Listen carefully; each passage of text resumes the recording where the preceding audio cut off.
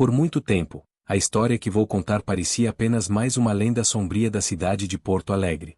Algo distante, quase fictício. Mas quanto mais eu me aprofundava, mais percebia que havia algo de real, denso e podre por trás do silêncio das ruas e das entrelinhas dos jornais do século XIX. Foi quando comecei a investigar os chamados canibais da Rua do Arvoredo, um dos episódios mais brutais da história criminal brasileira, e também um dos mais esquecidos. Esquecido por escolha. Esquecido por conveniência. Essa série de assassinatos, marcada por requintes de crueldade, rituais macabros e um destino final digno de um filme de horror, não foi obra de psicopatas isolados, como muitos gostam de pensar. Envolveu um casal aparentemente comum e um açougueiro alemão que transformaram a cidade em seu campo de caça. Juntos, criaram um esquema de morte tão repulsivo que foi difícil, até mesmo para mim, como narrador, digerir certos detalhes. Tudo aconteceu entre os anos de 1863 e 1864, no coração da capital gaúcha. Porto Alegre, naquela época, vivia uma fase de urbanização acelerada, um crescimento social e econômico que mascarava o caos urbano. Gente desaparecia. Corpos não eram encontrados. E enquanto as elites tomavam vinho, havia sangue escorrendo por becos que ninguém ousava olhar duas vezes. A Rua do Arvoredo era apenas mais uma entre tantas. Uma rua com árvores, como o nome sugere, tranquila aos olhos de quem passava. Mas por trás de uma de suas portas, escondia-se uma verdadeira câmara de horrores. Foi ali que os protagonistas dessa história, José Ramos, Catarina Paussi e Cláudio Klausner, arquitetaram e executaram uma série de crimes que chocariam o mundo, se tivessem vindo à tona como deveriam. Mas não vieram. José Ramos era um policial. Isso mesmo, um representante da lei. Português de origem, era conhecido por seu jeito sisudo, reservado. Tinha uma autoridade natural, e a população o via como um homem de respeito. Catarina Paussi, sua companheira, era uma mulher misteriosa. Algumas fontes a descrevem como alemã, outras, como uma imigrante de regiões do leste europeu. O fato é que ninguém sabia ao certo de onde ela vinha, mas todos percebiam que havia algo de estranho nela. E então havia Klausner, o açougueiro. Alemão, forte, calejado, dono de uma loja que fornecia carnes de qualidade duvidosa. Ele era o elo físico entre o mundo da matança e o consumo humano, no sentido mais literal possível. O trio se encontrou em um ponto em que a cidade crescia desordenadamente, e a impunidade era quase garantida. José tinha acesso a informações privilegiadas, sabia quem desaparecia, quem não tinha família, quem não faria falta. Catarina, com seu ar enigmático, atraía as vítimas. Jovens, estrangeiros, andarilhos. E Klausner era quem cuidava da transformação dos corpos. Sim, você entendeu certo, os cadáveres eram levados ao açougue. E dali saíam como carne embalada, vendida à população, muitas vezes servida como iguaria. Esse detalhe grotesco foi confirmado por diversas fontes e reaparece em documentos antigos com um desconforto perceptível. O horror não era apenas o assassinato, era o consumo. Era a ideia de que famílias inteiras, sem saber, comeram carne humana, acreditando ser carne bovina. Essa revelação gerou uma comoção tão grande que as autoridades abafaram o caso o máximo que puderam.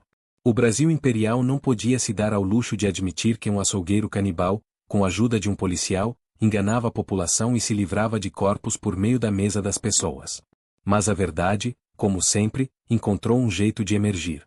E o que se descobriu ultrapassa o limite do grotesco.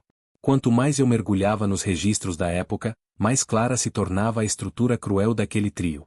Eles não matavam por impulso. Era algo meticulosamente calculado. As vítimas não eram escolhidas ao acaso. Na maioria dos casos, eram homens estrangeiros, sem família próxima, recém-chegados à cidade ou de passagem por Porto Alegre. Gente que, ao desaparecer, não causaria alarde imediato. José Ramos usava sua posição como policial para identificar essas pessoas. Ele sabia quem dormia nas hospedarias mais humildes, quem havia desembarcado no porto recentemente, e quem ninguém procuraria. Era ele quem fazia o primeiro contato ou facilitava a ação de Catarina. Ela, por sua vez, tinha o papel sedutor, envolvente.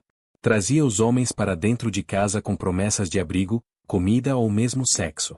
E quando o convidado já estava relaxado, Klausner entrava em ação. Os métodos usados nos assassinatos variavam, mas tinham um objetivo claro: morte rápida e mínima resistência. Algumas vítimas eram envenenadas com substâncias diluídas em bebidas alcoólicas. Outras, surpreendidas com golpes precisos de faca ou marreta. A casa do casal tinha uma espécie de porão ou cômodo oculto, usado para manter os corpos em segredo até que fossem transportados para o açougue. E aqui entra o aspecto mais repulsivo. Klausner não apenas se desfez dos corpos, ele os aproveitou. Membros eram desossados, músculos separados, gordura removida. Toda a carne era moída, temperada e transformada em linguiças, almôndegas e cortes gourmetizados. Era o início de um ciclo de consumo humano em plena capital gaúcha. O açougue se tornava uma espécie de vitrine da barbárie. As pessoas compravam sem saber, preparavam em casa, serviam à mesa. Comiam. Muitos estudiosos tentam compreender o que motivava o trio. Seria pura psicopatia? Uma obsessão por poder e controle? Ou havia ali uma espécie de culto, um ritual que ia além do assassinato? A verdade é que nunca ficou claro. Alguns relatos sugerem que José Ramos acreditava que consumir carne humana conferia força e vitalidade. Outros dizem que era apenas uma forma prática de eliminar as provas. O mais provável é que fosse a junção de tudo: sadismo, cálculo e perversidade pura. O mais assustador é perceber o silêncio que envolvia tudo isso. Na época, a polícia não tinha os recursos de hoje. Não havia perícia técnica, exames de DNA ou vigilância digital. A palavra de um policial tinha peso.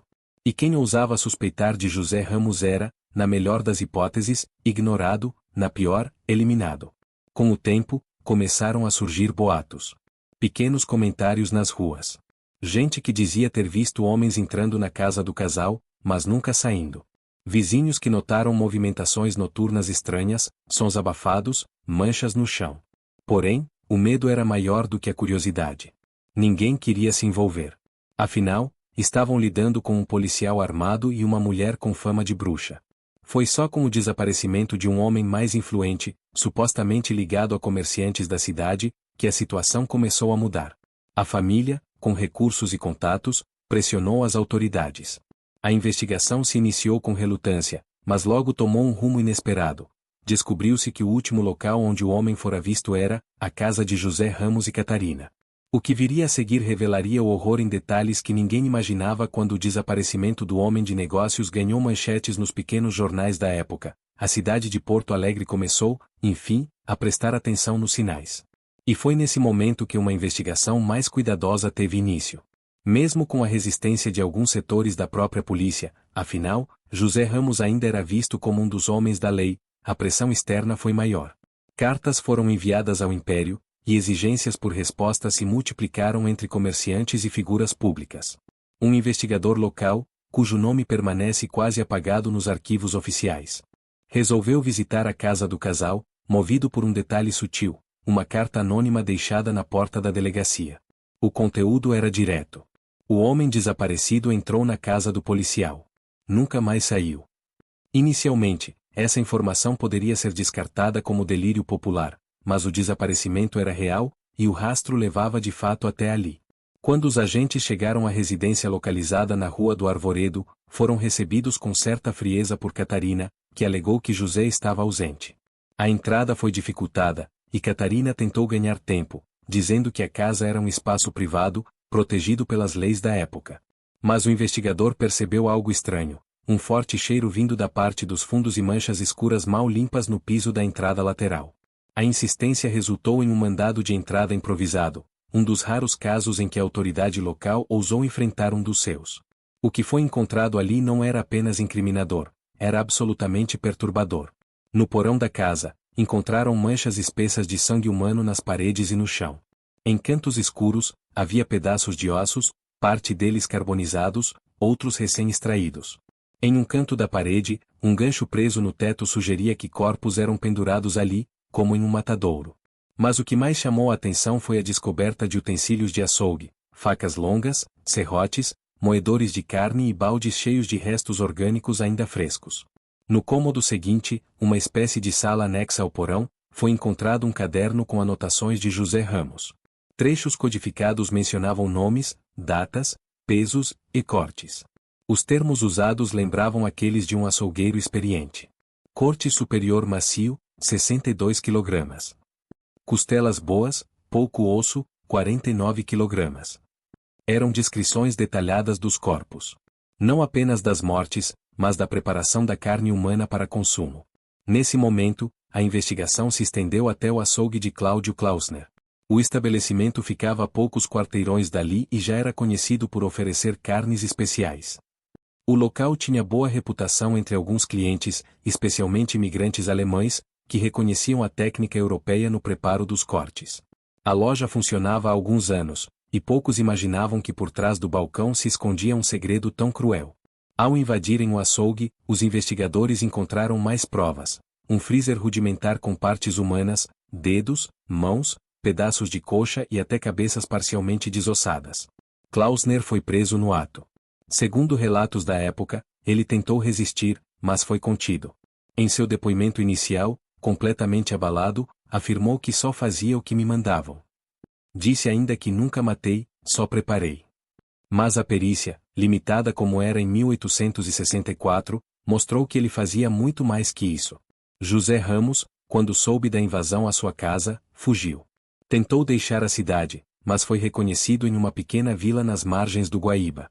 Foi detido por um grupo de civis e entregue às autoridades.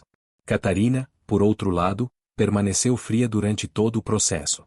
Chegou a declarar, diante do juiz, que os homens eram todos iguais e não faziam falta. Sua postura gélida chocou a todos os presentes no tribunal. Ela parecia não demonstrar remorso algum. A cidade, então, foi tomada pelo pânico. A notícia se espalhou rapidamente, e o horror da revelação abalou toda a população. O jornal da época, A Reforma, estampou a manchete: carnes humanas vendidas em açougue de Porto Alegre. E foi a partir dali que o caso dos canibais da Rua do Arvoredo ganhou contornos quase míticos. Mas o mais triste, e assustador, ainda estava por vir: o modo como tudo foi abafado logo depois. Com a prisão do trio e a revelação das evidências, o caso se tornou escândalo. O povo, que antes comprava carne no açougue de Klausner sem desconfiar, agora se perguntava: quantas vezes eu comi carne humana sem saber? Quantas famílias prepararam jantares com os restos de vítimas que haviam desaparecido semanas antes? Era um pânico moral profundo, que misturava nojo, culpa e histeria coletiva. Em pouco tempo, a cidade virou um barril de pólvora prestes a explodir. As autoridades, pressionadas, organizaram um julgamento apressado. Era preciso dar respostas à população, mas também controlar os danos à imagem do império. Afinal, um policial, representante da ordem, havia liderado um grupo de assassinos e alimentado a sociedade com restos humanos. Isso podia se espalhar pelo país, e o governo central temia um escândalo de proporções internacionais. Nos tribunais, a tensão era visível. José Ramos tentou negar parte das acusações, alegando que tudo não passava de uma conspiração para difamar seu nome. Dizia que os ossos encontrados eram de animais e que as anotações no caderno foram mal interpretadas. Mas os relatos colhidos entre vizinhos, comerciantes e até alguns clientes do açougue revelavam outra realidade. Pessoas tinham de fato desaparecido após visitar sua casa, outros desconfiavam do sabor estranho da carne vendida, e os restos encontrados no açougue, mesmo sem tecnologia moderna para identificação, tinham morfologia humana. O momento mais chocante do julgamento foi a leitura das confissões de Klausner. Sob pressão, ele relatou passo a passo como os corpos eram preparados. Disse que aprendeu a técnica na Europa e que, a mando de Ramos, eliminava toda parte que pudesse ser identificável antes de moer a carne. A gordura era derretida para fazer banha, e os ossos, em parte, enterrados nos fundos do açougue, em covas rasas cobertas por cal. Catarina, por sua vez, permaneceu em silêncio durante quase todo o julgamento. Quando falou, suas palavras causaram calafrios: a carne dos homens era mais macia que a do boi. O sangue deles escorria mais quente. Eles vinham por vontade própria. Eu só abria a porta. Esse trecho foi publicado em um periódico local, mesmo com a censura posterior, ficou marcado na memória de quem acompanhou o caso. Era o retrato perfeito da frieza de uma mente sem remorso. Apesar das provas, o julgamento seguiu caminhos tortuosos. Algumas testemunhas foram silenciadas. Outras, intimidadas. Boatos diziam que membros da elite compravam carne no açougue e que parte da justiça tentava proteger seus próprios. E foi assim que o caso começou a ser abafado. Os jornais foram orientados a parar de publicar manchetes sobre o trio. Documentos sumiram. E a sentença final foi discreta. José Ramos teria sido condenado à prisão perpétua, mas o local e as condições de sua reclusão nunca foram oficialmente divulgados. Há quem diga que foi transferido para o Rio de Janeiro, onde teria morrido poucos anos depois. Catarina Palsi simplesmente desapareceu dos registros. Algumas versões dizem que ela fugiu, outras afirmam que foi morta ainda na cadeia, por outras detentas. Cláudio Klausner, o único dos três com registro formal de execução penal, teria morrido em um presídio de Porto Alegre em circunstâncias não esclarecidas. E assim, como em tantas histórias do Brasil profundo, o silêncio venceu. O caso foi enterrado, literalmente e figurativamente. Durante décadas, ninguém mais falou sobre o assunto. A Rua do Arvoredo continuou existindo, recebendo novos moradores, novas construções, mas carregando aquele peso invisível, aquela memória fantasma que não se apaga. A cidade decidiu esquecer. Mas a verdade, como sempre, permaneceu embaixo da terra, misturada ao sangue que ninguém quis limpar por completo. Durante décadas, o caso dos canibais da Rua do Arvoredo desapareceu dos jornais, dos registros oficiais e da memória coletiva. A geração seguinte praticamente não ouviu falar no trio assassino. As crianças que moravam nas proximidades cresciam sem imaginar que os paralelepípedos daquela rua já haviam sido manchados com o sangue de dezenas de vítimas. Mas o tempo, mesmo silencioso, não apaga tudo. E o que não é contado pelos jornais, muitas vezes ressurge pelas mãos da arte e da curiosidade incansável dos que se recusam a esquecer. Foi apenas no final do século XX que o caso voltou à tona. Pesquisadores locais, historiadores independentes e jornalistas começaram a investigar desaparecimentos e casos criminais obscuros da época imperial em Porto Alegre. Foi nesse contexto que alguns arquivos antigos foram vasculhados, e, entre eles, reapareceram documentos com menções fragmentadas ao nome de José Ramos, Catarina Palsi e Cláudio Klausner. Pequenas reportagens, recortes manchados pelo tempo, páginas rabiscadas com anotações quase ilegíveis. O interesse ressurgiu. Aos poucos, jornalistas e escritores começaram a conectar os pontos, entrevistar descendentes indiretos, buscar nos arquivos das delegacias e tribunais qualquer pista. E foi assim que o caso, por mais sombrio que fosse, ganhou nova vida. O silêncio foi quebrado por aqueles que se recusaram a permitir que uma história tão marcante permanecesse enterrada. Foi nesse ambiente de redescoberta que o escritor e roteirista Taylor Diniz mergulhou no caso. Ao deparar-se com os relatos dos crimes da Rua do Arvoredo, ele decidiu fazer o que poucos ousariam: transformar aquela história real em uma obra de ficção satírica e provocadora. Assim nasceu o livro Os Canibais da Rua do Arvoredo, que não apenas reviveu o caso como reinventou sob uma nova ótica, uma metáfora literária que mistura humor ácido, horror grotesco e crítica social. Na obra de Diniz, a história real serve como base para a criação de um enredo atual, em que um casal de jovens universitários é possuído pelos espíritos dos canibais originais. A partir daí, eles passam a cometer assassinatos e a servir carne humana em forma de hambúrgueres gourmet. A sátira literária, ao mesmo tempo que diverte, denuncia. E traz à tona o horror original com uma camada extra de crítica. O quanto a sociedade se acostuma com o absurdo quando ele é bem embalado? Esse livro, lançado por uma editora independente e sem pretensões comerciais gigantescas, logo se tornou um dos títulos mais comentados no circuito literário alternativo. Leitores fascinados pela macabra realidade por trás da ficção começaram a buscar mais informações. E assim, um novo ciclo de interesse público nasceu. Outros pesquisadores, inspirados pela obra de Diniz, seguiram o mesmo caminho. Surgiram artigos acadêmicos, reportagens investigativas, mais recentemente, documentários independentes, muitos deles publicados no YouTube e em plataformas de streaming. A história, antes sufocada, finalmente respirava. Mas não sem resistência. Ainda hoje, algumas autoridades locais evitam falar do caso. Muitos documentos continuam inacessíveis. Há rumores de que parte do acervo foi propositalmente destruída, especialmente na transição de governos estaduais durante o século XX. Outros acreditam que famílias importantes da época tinham ligações com os envolvidos e ajudaram a encobrir o escândalo. Mesmo assim, o que antes era silêncio agora é eco. E esse eco reverbera cada vez mais alto. A Rua do Arvoredo continua lá. Ainda com árvores, ainda com casas, ainda com moradores que, em sua maioria, desconhecem o que aconteceu naquele solo. Mas quem conhece a história, quem pesquisou, jamais olha para aquela rua da mesma forma. O retorno da história dos canibais da Rua do Arvoredo ao imaginário público não foi apenas um fenômeno literário ou cultural. Foi, sobretudo, um lembrete cruel da facilidade com que uma sociedade pode enterrar suas feridas. Mais do que uma crônica policial, o caso é uma metáfora viva daquilo que preferimos não ver, a barbárie oculta sob a aparência de normalidade. O açougue, hoje inexistente, foi demolido há décadas. Mas o espaço onde ele ficava ainda desperta curiosidade em estudiosos e visitantes.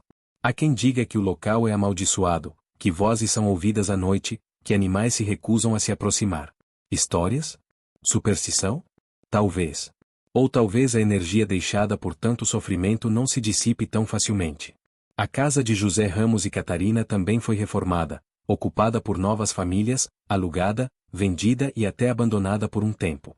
Em um dos períodos em que permaneceu vazia, virou abrigo de moradores de rua e viciados. Um deles, segundo relatos em blogs e entrevistas informais, teria dito que ali dentro o frio era diferente, parecia que as paredes tinham olhos.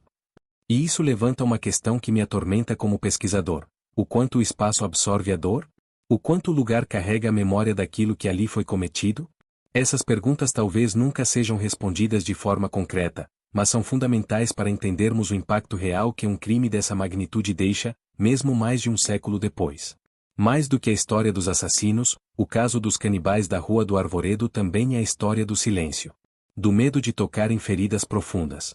Da vontade institucional de esconder o que é feio, o que mancha a imagem da cidade, do Estado, da sociedade. É a história da censura informal, da omissão proposital, da memória seletiva. E é por isso que contar essa história é, também, um ato de resistência. A cada vez que ela é narrada, seja num vídeo como este, num livro, num artigo ou numa conversa entre curiosos, ela rompe a barreira do esquecimento. Ela volta a incomodar, como deve ser. Porque crimes assim não podem ser apagados. Não podem ser varridos para debaixo do tapete da história. Ao final da minha pesquisa, resta uma conclusão inevitável. O caso dos canibais da Rua do Arvoredo não é apenas um episódio isolado. Ele é o retrato de uma época, de uma cidade, de uma mentalidade. É um alerta sobre o que acontece quando o poder, a impunidade e o silêncio caminham juntos. E é, acima de tudo, um lembrete brutal de que o mal pode se esconder atrás de uma farda, de um avental de açougueiro, ou de um simples sorriso vindo da porta de uma casa pacata. Essa foi a história real do primeiro episódio da nossa série. No próximo vídeo, vamos nos aprofundar ainda mais no perfil psicológico do trio, nos bastidores do julgamento e nas lendas urbanas que surgiram a partir dos crimes. Se você achou essa parte perturbadora, prepare-se. O que vem a seguir é ainda mais sombrio. Se você gostou, inscreva-se no canal, curta, comente e ative o sininho para mais. Obrigado e até a próxima. História.